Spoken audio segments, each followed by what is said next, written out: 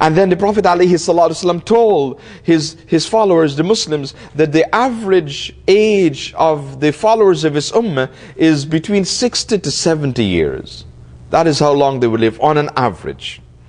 And so they wondered, how can they compete with worshipping Allah subhanahu wa ta'ala, in the worship of Allah, if they would only live on an average between 60 to 70 years, when the believers who came before would live for several hundred years, spending all that time worshipping Allah subhanahu wa ta'ala. They wanted to be the best of believers of Allah subhanahu wa ta'ala.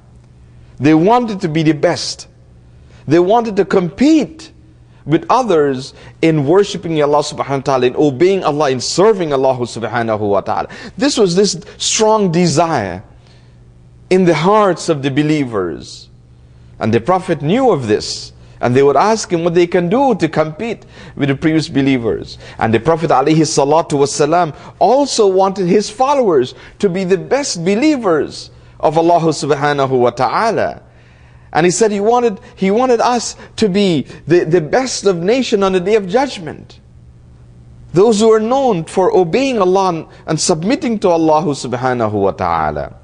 And so Allah subhanahu wa ta'ala blessed this ummah through the barakah of the Prophet alayhi salatu wasalam with this blessed night in the month of Ramadan. Inna anzalnahu fi laylatil qadr wa ma adraka ma laylatul qadr laylatul qadri khayrun min alfi shahrin. That the night of power, Laylatul Qadr, is better than 1,000 months. And this is what the Prophet ﷺ mentioned in this khutbah that he delivered to his noble companions. There's a night in this month which is better than 1,000 months. 1,000 months. Now, 1,000 months is more than 83 years. And if the average age of the members of this ummah is between 60 to 70 years, then 83 years is more than a lifetime. It's more than most people expect to live today, or most people do live today. Many people die before they are 83 years of age. And here it is, the blessings of one night in this month of Ramadan is greater than 83 years. In other words, it's greater than an entire lifetime. And this is the mercy from Allah subhanahu wa ta'ala. And this is the opportunity for the believers now to gain this mercy and blessing from Allah subhanahu wa ta'ala.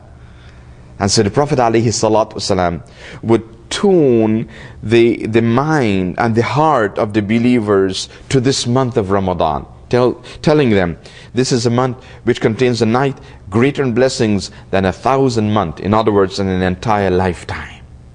So that they would strive in this blessed month of Ramadan to their utmost to serve Allah subhanahu wa ta'ala.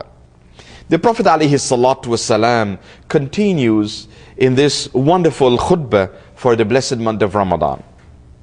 The fasting during this month is an obligation, and the extra prayers during its nights are voluntary. The fasting during this month is an obligation, it's a fard. And this is what Allah subhanahu wa ta'ala tells us in the Quran. Ya ayyuhalladhina amanu kutiba alaykumus siyam kama kutiba ala alladhina min qablikum. O you who believe, fasting is made obligatory upon you. Kutiba alaykumus siyam bima'na furida alaykumus siyam. That fasting has been made fard upon you. This is a revelation of Allah subhanahu wa ta'ala. And the Prophet alayhi salatu wasalam in his hadith, in another hadith, mentions the 5 pillars of Islam. Buniyal Islamu ala khamsin. That Islam is built on 5 pillars. Among them, Sawmi Ramadan. To fast in the month of Ramadan. So the Prophet said, the fasting during this month is an obligation. It's a fard on the believers, on the Muslims. And not only that, but it's one of the pillars of Islam. Fasting is one of the pillars of Islam. It's not only just another act of ibadah, another act of worship of Allah subhanahu wa ta'ala, but Allah subhanahu wa ta'ala, in His infinite mercy, and in His infinite wisdom has made fasting in Ramadan one of the pillars of this deen. One of the 5 things that this religion is built upon. One of the 5 pillars of Islam. And so the Prophet said, the fasting during this month is an obligation. It's a fard. It's compulsory for us to do. And he said, the extra prayers during its nights are voluntary. Now this refers to Salat al-Taraweeh, the special prayers during the nights of Ramadan. And so we fast during the days of Ramadan, and then we beautify the nights of Ramadan with Salat al-Taraweeh. As the scholars have said, decorate your days of Ramadan by fasting and beautify your nights of Ramadan with Salat al-Taraweeh. This is a special, unique ibadah consisting of 20 rakats of salah that is performed every night throughout the month of Ramadan.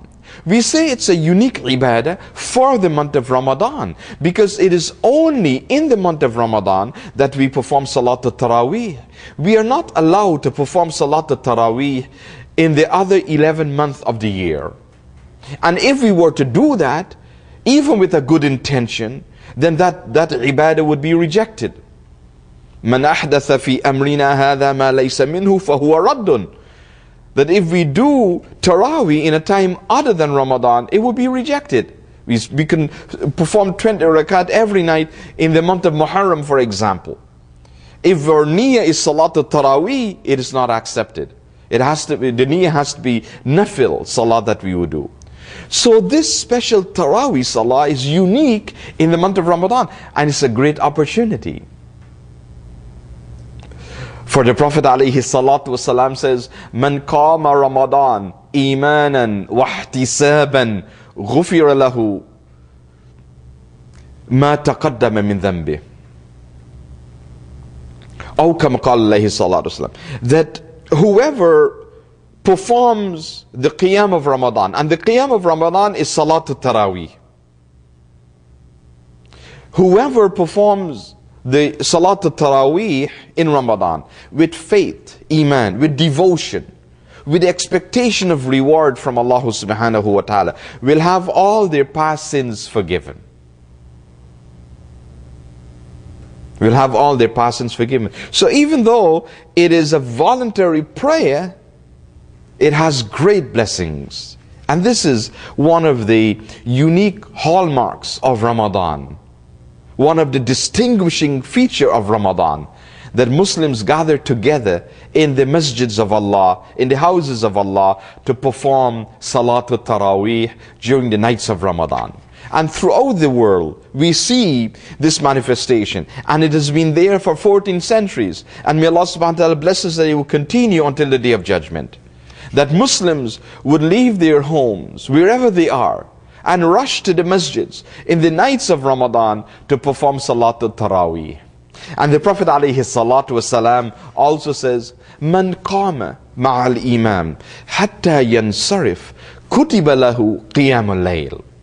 That whoever remains in prayer behind the imam, praying with the imam, until the imam concludes his prayer, then such a person is rewarded as if he or she spends the entire night in prayer to Allah subhanahu wa ta'ala. And so for the one who starts the Salat al-Isha, praying with the Imam, and then continues to pray the 20 rakat of Salat al-Taraweeh in the nights of Ramadan, and then concludes that by praying with the Imam Salat al-Witr.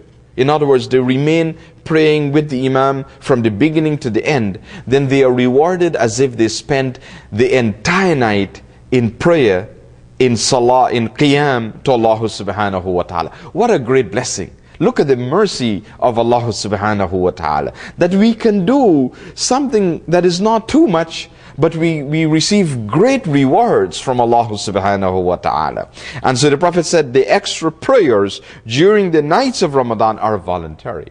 But we just want to remind you of the great blessings of this unique prayer, even though it's voluntary in the month of Ramadan, Salatul Taraweeh.